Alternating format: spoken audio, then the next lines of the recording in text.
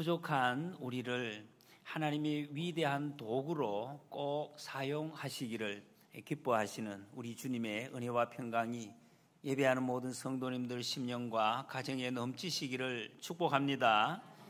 저는 지난 한 10여일간 우리 황장로님과 함께 종교개혁지 탐방 여행을 다녀왔습니다. 교회에서 이야기하는 종교개혁, 이 종교는 교회를 이야기하고 있어요. 교회, 우리가 다니는 교회, 교회를 개혁하는 잘못된 교회, 비뚤어진 교회고, 교회가 아닌 모습을 가지고 있는 그것을 떨쳐내고 본래의 교회로 회복시키려고 애를 썼던, 앞장섰던 그런 사람들을 종교개혁자 이렇게 부릅니다. 이런 분들이 걸어갔던, 흔적을 남겼던 그런 곳들을 쭉 돌아보는 기회를 가졌습니다. 여러분들이 많이 기도해 주셔서 은혜 중에 잘 다녀오게 된 것을 너무 감사드립니다. 종교개혁하면 많은 사람들이 잘못된 것을 고치는 이런 모습이기 때문에 굉장히 좀 이렇게 힘든 이런 느낌을 받습니다. 원래 하나님의 교회는, 여러분, 교회가 제일 처음에 세워졌을 때 교회는 핍박을 많이 받았습니다. 많은 사람들이 무시를 했습니다.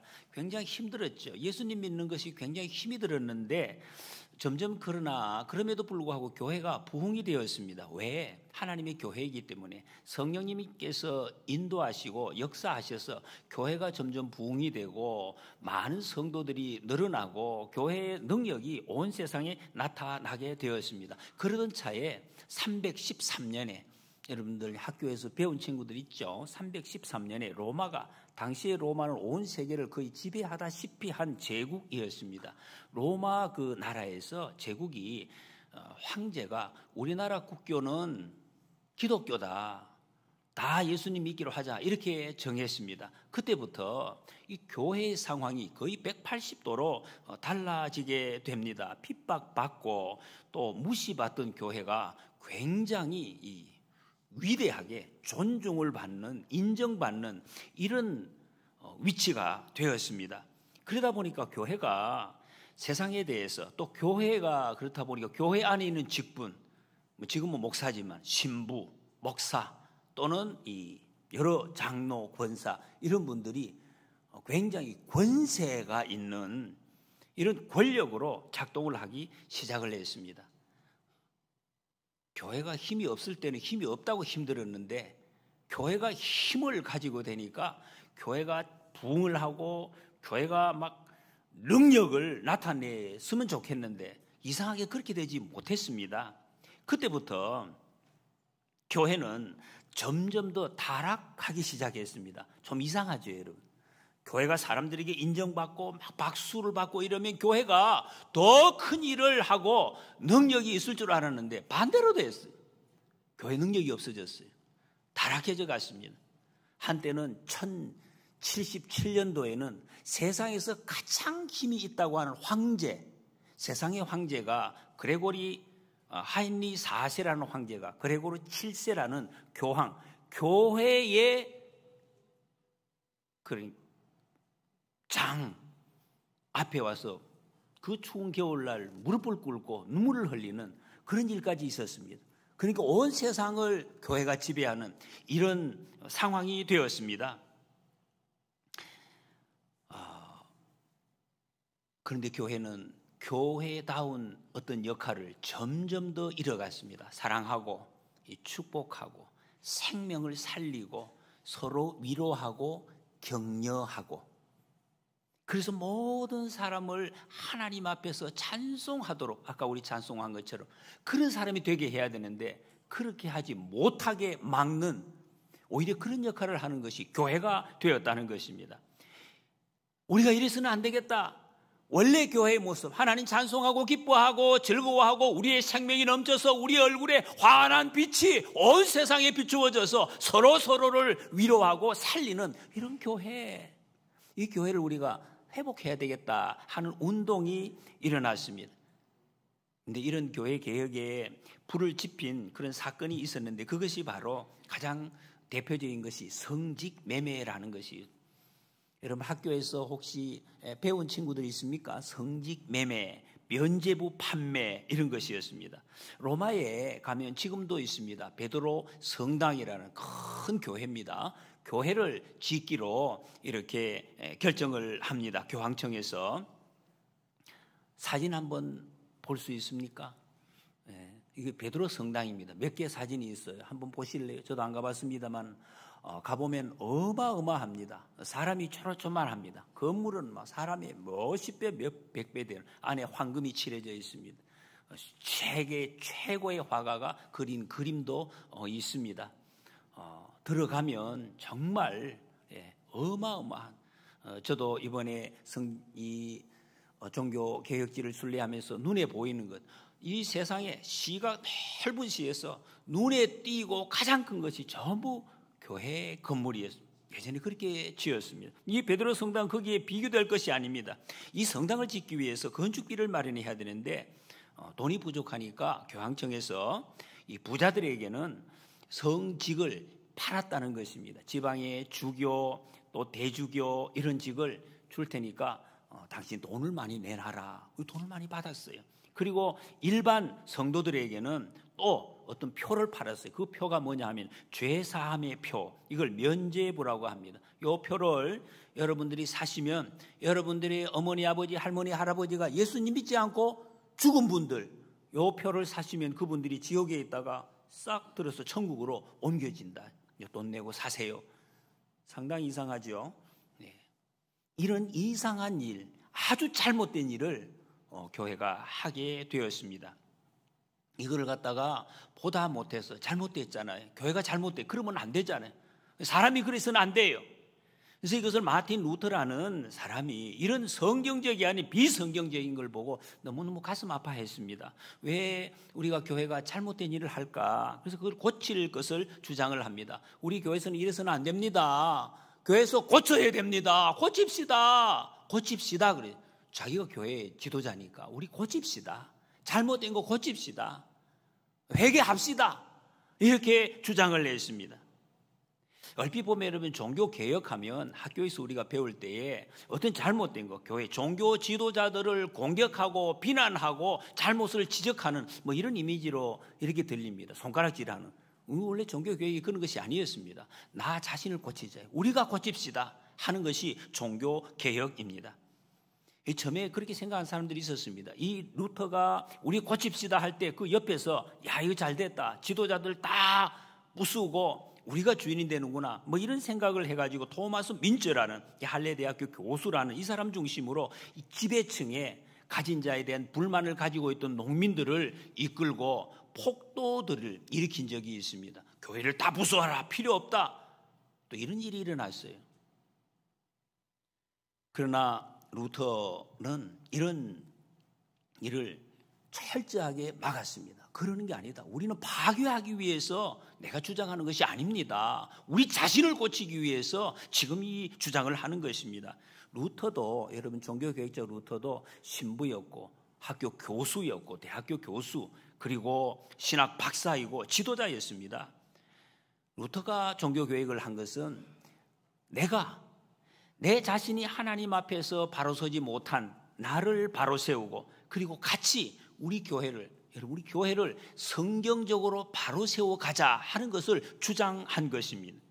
그래서 루터가 한 기도를 제가 가는 곳곳마다 루터의 동상이 있고 그 밑에 글을 써놨는데 기도였습니다. 누구를 위한 기도? 자기를 위한 기도였습니다. 하나님, 나 자신을 하나님께서 붙들어 주옵소서. 떨면서 루터가 기록에 하루에 4시간 이상 최소 기도했다고 이렇게 적혀 있습니다. 주님만이 나의 힘이십니다. 주님만이 나의 산성이십니다. 그러지 않고는 내가 하나님 앞에서 이 일을 감당할 수가 없습니다 하는 자기 자신을 위한 기도가 계속해서 이어진 것을 봅니다. 하나님 저 나쁜 것들을 물리쳐 주 그런 기도가 아니에요.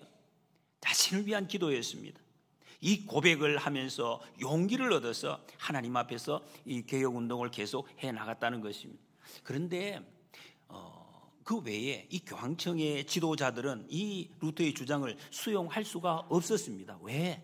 너무 오랫동안 습관화되어 있기 때문에. 여러분 저나 여러분들이 이 습관이 3년이 지나고 10년이 지나고 100년이 지나면 고칠 수가 없어요. 실제로 안 고쳐집니다. 너무너무 어려워요. 고칠 수가 없어. 아무리 고치고 싶어도. 그래서 못 고칩니다. 못 받아들였습니다. 왜? 더더군다나 자기 자신의 과시욕, 나를 내었어요. 그리고 업적주의적인 욕심. 내가 이 자리에 있을 때 내 이름으로 건물도 짓고 내 이름으로 이걸 만들어놔야 내 후세에 내 이름이 남는다. 예수를 믿어도 내 이름이 나야 된다. 교회를 섬겨도 내가 잘 믿는다고. 노래를 해도 내가 제일 잘하는 사람이 돼. 이런 생각이 가지고 있기 때문에 그 개혁하자는 주장이 먹혀들지를 않았다는 것입니다. 힘이 없어요. 계란으로 바위치기와 똑같았습니다. 거대한 조직 속에 한 사람의 개혁자는 너무 힘이 없었어요. 당시에는 교황의 말을 듣지 않으면 교황이 교회의 법이었어요. 지금도 거의 같습니다만 사람을 잡아서 불을 태워 죽이면 끝입니다. 루터 외에도 많은 사람이 화형을 당해서 죽었어요. 그럼 루터도 불 태우면 끝입니다. 근데 루터는 살아남았어요. 왜 살아남았을까? 하나님께서 루터는 그런 고백을 했습니다. 주님께서 나의 오른손의 능력이 되시어 나를 붙들어 주셨다. 여러분, 하나님이 붙들어 주셨기 때문에 루터는 살아남아서 소위 이 종교 교획을 이제 완성해 가게 됩니다. 그래서 루터 한 사람 개혁자를 통해서 하나님께서 성경적으로 잘못 나간 틀린 비뚤어진 그 중세의 교회의 물줄기를 바로잡아 주셨습니다. 이 루터를 통해서 종교개혁자를 통해서 사람 또 건물 조직에 가려서 껍데기만 남아있는 교회, 여러분 참 가슴 아픈 일입니다. 우리가 정말 다시 이렇게 되면 안 돼요. 껍데기만 남아있는 교회, 껍데기만 남아있는 성경 속의 능력, 성경의 사랑, 성경의 향기 다 사라진 이런 교회, 이 하나님의 말씀을 정말 향기가 폴폴 나는 꽃같이 능력으로 역사하는 정말 그런 강력한 힘으로 마른 뼈를 살리는 생기 같은 능력의 말씀으로 사람들에게 보여지게 했다. 그래서 우리는 이분들을 존경하고 있습니다. 그런데 오늘 본문 말씀, 우리가 읽은 이 창세기 본문 말씀에 야곱의 모습이 이 종교 개혁자의 모습과 굉장히 닮아있는 모습을 봅니다. 여러분, 이렇게 보면 예수님을 잘 믿는다, 하나님을 믿는 믿음의 사람이라는 말, 다른 말로 하면 개혁자의 삶을 산다, 이렇게 말할 수가 있습니다. 지난 시간에 우리가 야곱이 외삼촌 집에서 라헬과 결혼하는 조건으로 어쩌다가 14년이나 무보수로 일을 하는 그런 이제 말씀을 보았습니다. 그동안에 4명의 아내를 낳았습니다. 12명의 자녀를 낳았습니다. 가정이 복잡했다 그래서 굉장히 힘들었습니다. 이렇게 힘든 가정, 역기능적인 가정, 쓸모없는 가정 같은 이런 가정을 하나님께서는 보석같이 만드셔서 하나님의 위대한 백성으로 세우신다는 것을 우리는 보았습니다. 그런데 야곱이 14년간 열심히 일을 했습니다. 일을 했으면 뭔가 모이는 게 있어야 되는데 하나도 없었습니다. 빈손이었다는 것입니다. 그럼에도 불구하고 그런 야곱 뒤에 보이지 않는 어떤 손이 야곱을 도와주고 있다 하는 것을 성경이 보여주고 있습니다. 오늘 본문 말씀은 앞에서 나간 27장 28절에 이삭을 통해서 어쨌든 그 속인 야곱이 축복받는 내용이 그대로 이루어지는 것을 봅니다. 여러분이 속였는데 잘못된 것임에도 불구하고 하나님의 축복이 그대로 이루어집니다. 하늘의 이슬 같은 하늘의 복, 땅의 기름짐의 복이 어떻게 야곱에게 실천되는지를 오늘 본문에서 잘 보여주고 있어요. 25절에 라헬이 요셉을 낳았을 때 야곱이 라반에게 이르되 나를 보내어 내 고향 나의 땅으로 가게 하시되 그랬습니다. 라헬이 요셉을 낳았을 때 이 이야기를 했습니다. 나 집에 가겠습니다. 여러분, 이 말씀은 야곱이 지금까지 자기 삶 중에서 이 사건, 요셉을 낳는 이 일, 라헬을 통해서 이것이 자기 가슴에 박혀있는 정말 깊은 가시 같은 것이었다는 것을 알 수가 있습니다. 왜? 라헬과 결혼할 때 어떤 마음이었겠습니까? 이 라헬과 결혼해서 예쁜 아들을 많이 낳아야 되겠다, 그런 생각을 해요. 지금 못 낳았어요. 못 낳고 있다가 복잡한 가정이 많은 시간이 흐른 다음에 결국에는 이 아들이 낳았다는 것입니다. 그동안에 여러분 가정 안에서는 아내들의 시기 질투로 고통을 당하고 밖에서는 외삼촌이 자기 또 임금을 주지 않아서 지옥 같은 삶을 살아왔습니다. 결국에 야곱이 자신의 잘못인데 모난 성격 때문에 이런 힘든 시간을 보내는 중에서도 하나님께서는 여전히 이 야곱의 아들들 12아들을 통해서 하나님의 역사를, 하나님의 백성을 세우는 그 일을 그대로 구속의 역사를 이루어 가셨습니다. 여러분, 이 역사를, 이 말씀을 보면 정말로 우리 자신이, 여러분 자신 어떤 모습인 것 같습니까? 우리가 어떤 모습, 광야에서 자라는 쓸모없는 시띠나무같이 아무짝에도 쓸모없는 그런 나무 같은 나라도 세상에 막 속임당하고 우리 인생이 꼬여가지고 어떻게 풀 수 없는 복잡하게 얽혀있는 그런 인생 같아도 주님께서는 내게 주신 그 말씀, 하나님의 약속의 말씀을 붙들고 고민하고 기도하고 아파하고 예수님 안에서 걸어갈 때 하나님이 이렇게 하신다는 것이, 광야에 내리는 이슬 같은 하늘의 복을 부어주시고 또 우리 인생을 빚어서 하나님의 일에 합당하게 사용하시는 분, 그분이 우리 하나님이시다 하는 것을 보여주고 있습니다. 야곱이 돌아가게 하소서 이야기합니다. 집으로 돌아가게 하소서. 여러분, 야곱이 지금 집으로 돌아가려고 하는데 정말 돌아갈 수 있겠습니까? 지금 야곱의 집에는 자기를 죽이려고 하는 형이 기다리고 있습니다. 나타나기만 하면은 너 죽이겠다. 형이 있는데 어떻게 돌아갑니까? 그런데 가려고 합니다. 왜 가려고 합니까? 바로 뒤에 31장 13절에 보면 하나님께서 돌아가라 하셨기 때문입니다. 이제 야곱은 이런 사람이 되었습니다. 믿음의 사람. 하나님이 말씀하시면 내가 아무리 죽을 것 같고 힘든 것 같아서 하나님 말씀하시면 제가 가겠습니다 하는 말씀의 사람이 되었다는 것입니다. 여러분, 이게 바로 종교 개혁자들의 삶이었습니다. 내가 삶이 아무리 힘들어도 하나님 말씀하시면 저는 그대로 순종하겠습니다 하는 그런 믿음의 사람. 여러분, 우리 사람은 다 돌아가야 됩니다. 연세 드신 어르신들만 돌아가시는 게 아닙니다. 우리 아동부 친구들, 우리도 돌아가는 거예요. 우리 친구들도 돌아가는 거예요. 목사님도 돌아갑니다. 우리 모두는 돌아갈 곳이 있는 사람이라는 것을 알고 살아야 돼요. 언제 돌아가느냐? 언제 돌아갑니까? 주님이 오라 하실 때. 주님이 오라 하실 때. 언제든지 우리는 돌아가야 할 사람, 돌아갈 수밖에 없습니다. 친구와 사이가 비뚤어져도, 하나님과 사이가 잘못돼도 돌아가야 된다. 그래서 우리는 돌아갈 내 고향 하늘나라, 이 소망을 가지고 오늘도 살아가는 사람들입니다. 이걸 여러분 아셔야 돼요. 이거 잊어버리고 살면 깜짝 놀랍니다. 갑자기 그날이 오면. 그래서 이왕에 돌아가야 할 집. 여러분, 아무리 이 세상이 힘들어도 우리 친구들도 힘들죠. 나이가 어리다고 힘들지 않은 게 아니에요.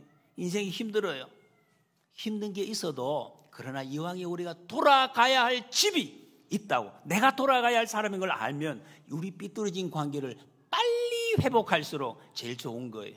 친구들과 관계 삐뚤어진 거, 힘든 관계, 하나님과 관계 삐뚤어진 거 빨리 회복할수록 가장 지혜롭고 복된 사람이다 하는 것을 우리는 확인합니다.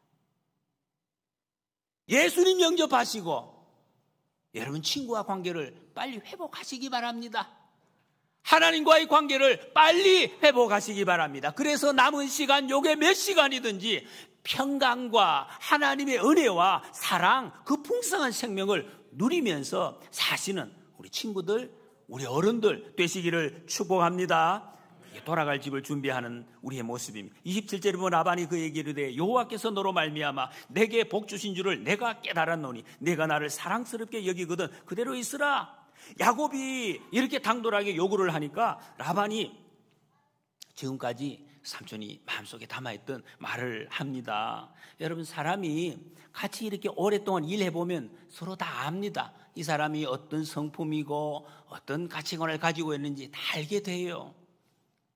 특히 일을 시키는 사람은 더 잘 압니다. 이 라반이라는 사람이 처세술에 아주 능한 사람이에요. 그 야곱을 봤어요. 하나님을 만났다고 하고 매일매일 기도하는 그 야곱의 모습을 보고 아하, 하나님께서 야곱, 이 사람이 우리 집에 오고 나서 우리 집이 하나님의 복을 부어주시는구나. 알죠. 사람 다 압니다.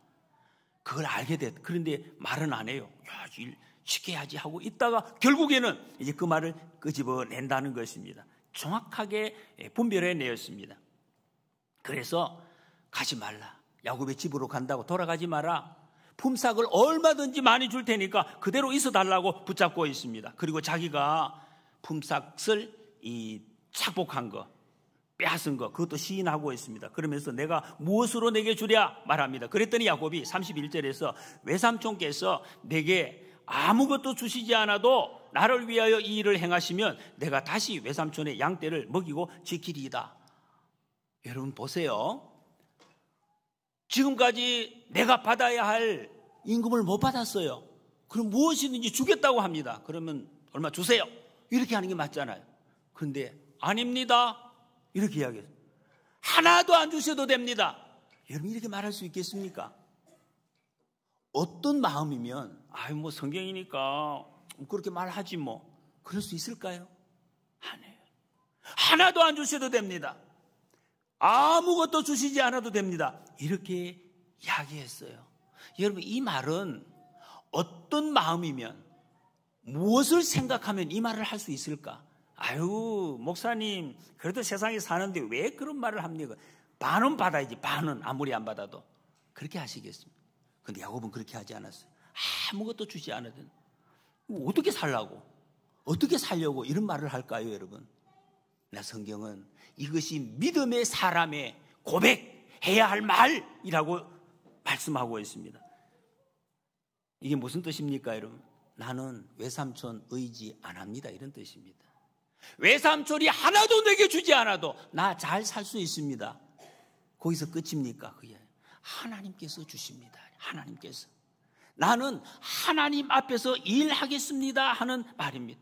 사람이 받는 축복은 사람이 주시는 게 아니다 하는 것을 야곱은 알았어요. 그래서 이 말을 할 수가 있는 거예요. 아니 사람을 통해서 돈을 받아야 내가 축복을 받는다. 그랬으면 달라 했겠죠. 반이라도. 근데 아니에요. 외삼촌 아닙니다. 축복은 하나님이 주시는 것이지 외삼촌이 주시는 것이 아닙니다. 우리 청소년부 친구들, 아동부 친구들, 여러분 요 비밀을 잘 기억하세요. 우리 삶의 축복, 이것은 사람이 주는 게 아니에요. 하나님이 주시는 건 하나님이 주시는 줄 믿으시기 바랍니다. 이걸 알면 여러분 이렇게 야곱처럼 당당해집니다. 사람 앞에 비굴하게 좀 더 얻어내려고 그렇게 하지 않습니다. 그래서 또 나오는 것은 야곱이 책임을 다른 사람에게 전가하지 않습니다. 이후에 보면 라반이 품삯을 10번이나 속였다 그랬습니다. 여러분 3번도 아니고 10번. 10번 주어야 될 것을 안 줬어요. 그러면 여러분 마음에 어떤 것이 생각이 있겠습니까? 내가 말을 못해서 그렇지 외삼촌 10번이나 내게 줄 것을 안 줬으면 얼마나 억울할까요? 억울해. 그래도 말 한마디 해야 되겠죠. 이 정도 됐으면 다 줄게 하는데 외삼촌 내가 지금까지 말은 못했지만 외삼촌 때문에 외삼촌 때문에 내가 지금 이렇게 됐잖아요. 거지가 됐어요. 이 말 한마디는 하고 넘어가야 되겠지요. 그런데 이 말 안 해요. 야곱은 이 말 안 합니다. 때문에 핑계대지 않습니다. 이 말이 무슨 말입니까? 여러분 사람이 왜 감정이 없겠습니까? 자기 감정에는 그런 말 하고 싶었지만 야곱은 감정 따라가지 자기의 감정을 따라가지 않았다. 하나님 앞에서 지금 믿음의 고백을 한다는 것입니다. 여러분 자기 감정을 따라서 말을 하고 결정을 하면 반드시 망합니다. 이 성경의 법칙이라는 것입니다. 자기 감정 따라서 안 갔다. 이게 진정한 믿음의 사람의 자세입니다. 그리고 종교 개혁자들의 자세입니다. 마음속에 화가 나고 불이 나도 그걸 따라가지 않아요. 하나님의 말씀이 무엇을 내게 원하시느냐 그것을 따라갔다는 것입니다. 마틴 루터는 부패한 교회를 보면서 하나님과 세상을 원망하지 않았습니다. 세상 너희들 때문에 나를 힘들게 한 너 때문에 그렇게 하지 않았어요.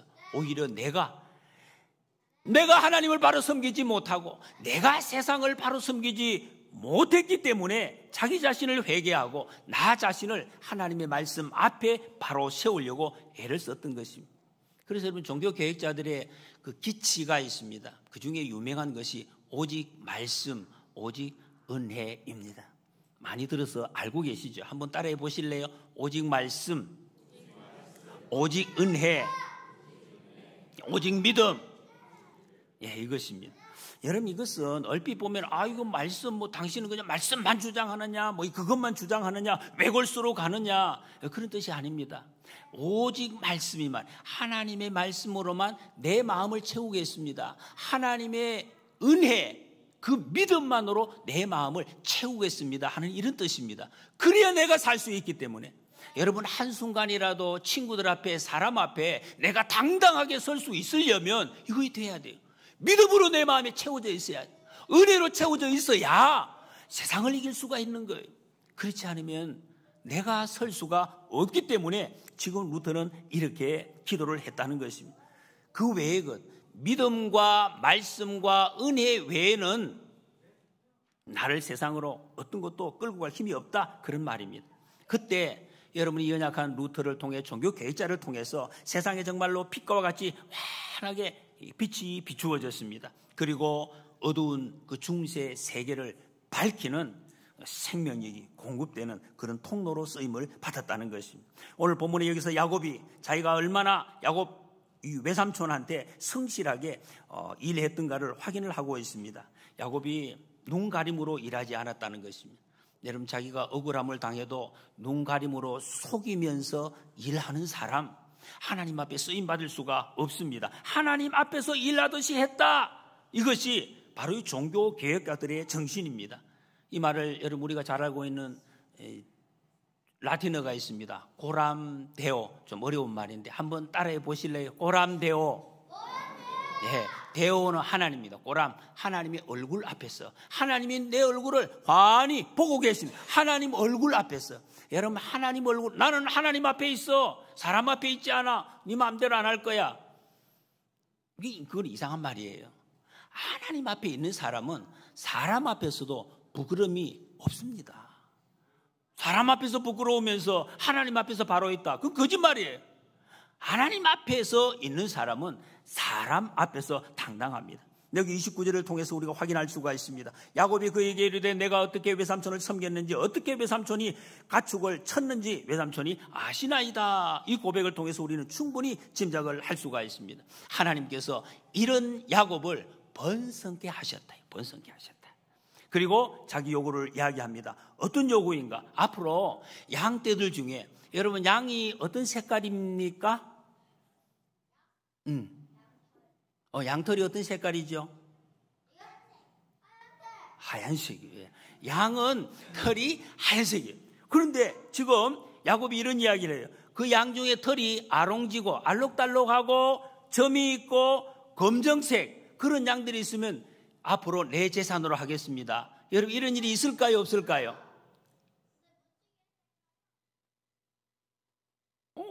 그 양들이 하얀색인데 검정색이나 알록달록한 것이 있으면 내게 주시면 됩니다, 이렇게 이야기했어요. 이거 말이 안 되는 거예요. 여러분, 이게 생물학적으로나 유전학적으로 보면 양은 흰색이 우성입니다. 검정색이 나오면 병든 거예요. 그리고 잘 나지도 않아요. 그런데 그걸 달라고 하는 겁니다. 얼마나 어리석은 요구입니까? 여러분, 야곱이 지금까지 굉장히 교활한 계산적인 사람입니다. 손해 안 보는 사람입니다. 그런데 어떻게 야곱이 이 요구를 당당하게, 자기가 손해 볼 수밖에 없는 주장을 이렇게 할까? 너무 어리석지 않습니까? 그 답이 뒤에 나옵니다. 34절에 보니까 라반이 이르되 내가 내 말대로 하리라. 라반이 즉시 허락을 합니다. 아니, 자기의 재산 보수를 시우야, 거기 앉아보세요. 오늘 처음으로 또 같이 드리니까 좀 힘들어요. 야곱이 손해보는 일을 하겠다고 하는 거예요. 왜 이런 말을 했을까? 삼촌이 많이 주겠다고 하는데. 그랬더니 삼촌이 좋다, 금방 허락을 했습니다. 그리고 나서는 자기의 가축제 중에 이미 있는 아롱지고 점있고 검은 것들을 3일 거리를 띄워서 절대로 섞일 수 없도록, 절대 못 낳는 거예요. 자기 아들에게 주어서 띄워서 따로 이제 놓습니다. 그리고 야곱에게는 흰 양들만 치게 했습니다. 라반의 일처리가 얼마나 치밀한지를 보여주고 있습니다. 그리고 37절 이하에서는 야곱이 그 양을 어떻게 쳤는지를 말씀하고 있습니다. 자, 어떻게 했는가? 야곱이 건강한 양이 물을 마시러 올 때는 버드나무, 신풍나무, 살구나무 그랬습니다. 이 신풍나무는 플라타너스 나무입니다. 버드나무처럼 살구나무, 아몬드나무, 이 푸른 가지를 꺾어서 껍질을 벗겨요. 여기 나무들이 봄에 되면 껍질이 잘 벗겨지는 나무입니다. 벗겨놓고 양들이, 건강한 양이, 튼튼한 양이 물 마시러 올 때 이 알록달록한 모습을 보게 했다 그래서 보게 하니까 어떻게 되느냐? 그 양들이 새끼를 낳는데 알록달록한 점 있는 새끼를 낳았다는 거예요. 이게 뭡니까? 아니, 나무를 알록달록하게 하니까 새끼가 알록달록하게 나오는 거예요. 이런 일이 있을까요, 없을까요? 서우야, 이런 일이 있을까? 없겠지. 근데 이걸 실험해 본 사람이 제가 책을 아무리 찾아봐도 없어요. 우리 친구들이 나중에 실험을 한번 해보세요. 이게 진짜인지 거짓말인지. 양 새끼가 알록달록한 그걸 보고 새끼를 베면 그 새끼가 나오는지. 근데 이것이 미신. 나무를 세워놓고 그렇게 임신을 하니까 새끼가 그렇게 나오는가? 이게 미신인가? 미신이 아니에요. 여러분, 미신이라는 것은 그것을 지속적으로 반복하는 걸 보고 미신이라고 합니다. 근데 야곱은 지속적으로 반복한 게 아니에요. 이 사건 한 번만 이런 일이 있습니다. 그게 뭐냐? 이게 야곱의 믿음이었다. 야곱의 믿음. 무슨 믿음인가? 뒤에 이제 다음 시간에 나옵니다. 31장 11절 12절에 꿈에 하나님의 사자가 내게 말씀하시기를 야곱아 하기로 내가 대답하기를 여기 있나이다 하며 이르되 내 눈을 들어 보라. 양떼를 탄 순양은 다 얼룩무늬 있는 것, 점 있는 것과 아롱진 것이니라. 라반이 내게 행한 모든 것을 내가 보았노라. 꿈에 하나님이 나타나셔서 약속을 해 주십니다. 야곱은 다른 이유가 없어요. 하나님이 말씀하신 것을 철저히 믿었다는 것입니다. 여러분, 야곱이 사용한 이 방법이 하나님 믿음으로 사는 사람들이 방법을 어떻게 이 길로 갔느냐 저 길로 갔느냐 이 일을 했느냐 별 상관이 없습니다.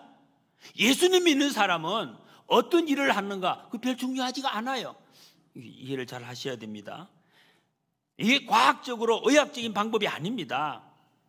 우리가 수긍하느냐 이 문제보다 더 중요한 것이 뭐냐? 야곱이 그렇게 생각했다는 것입니다. 하나님의 말씀을 믿고 그렇게 생각하고 꿈을 가졌다, 이런 말씀입니다. 그리고 하나님께서 이 일이 일어나게 하셨고 축복을 하셨다는 것입니다. 여러분, 성경에 이 비슷한 말씀이 또 나옵니다. 광야에서 이스라엘 백성들이 죄를 지어서 뱀에 물려서 다 죽어가고 있었어요. 그때 하나님이 모세에게 구리 뱀을 만들어서 달아놓고 이 뱀 쳐다보면 아픈 사람 다 나 쳐다봐, 이렇게 이야기했어요. 그랬더니 그 뱀을 쳐다본 사람 나았을까요, 안 나았을까요? 다 나았어요. 근데 쳐다보지 않는 사람은 낫지 않았어요. 아니, 이런 일이 어디 있어요? 어떻게 뱀을 쳐다보면 나을 수 있는가?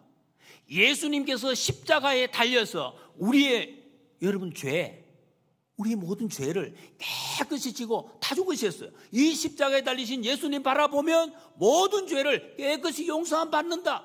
그런 일이 어디 있어요? 쳐다보는 사람은 죄 용서함 받아요.